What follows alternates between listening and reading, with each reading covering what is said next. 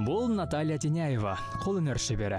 Негізгі пайда көзі ойын-сауық индустриясындағы менеджмент. Алайда пандемияның арқасында үйде отырып бала кезіндегі сүйіктісін қолға алып, пайдалы қолөнер бұйымдарын жасауды кәсіпке айналдырған.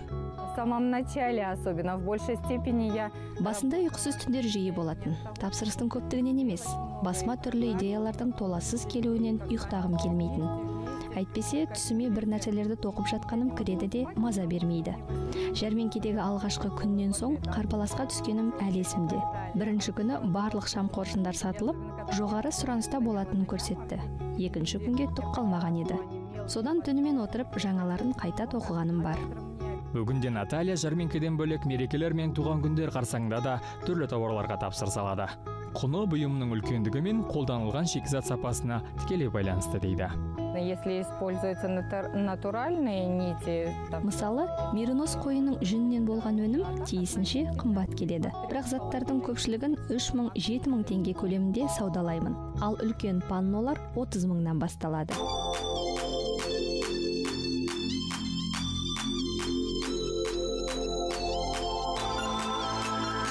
Шебер өз туындыларын күнделікті өмірде өте де қолданатынын жасырмады. Мысалы, жазды күн аптапта су бөтелкелеріне арналған қоржындар сәнге айналды дейді. Это очень удобно, можно даже не доставая. Бұл өте ыңғайлы бұйым. Тіпті ішінен алып шықпай-ақ қақпағын аша салып іше берсеңіз болады.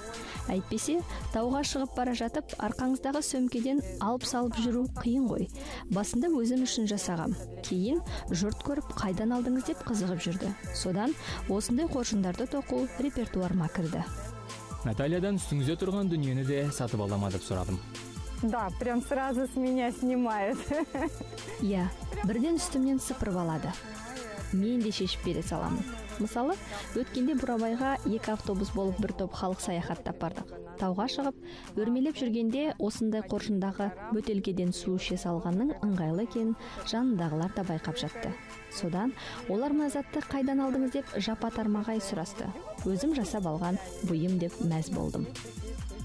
Сондай-ақ Наталья ағашты отпен өңдеп, бедерлі тақтайшаларды да жасайды. Оның айтуынша, осындай технология арқылы әр ағаштың өзіне тән өрнегін көрсететін ерекше дүниелер пайда болады.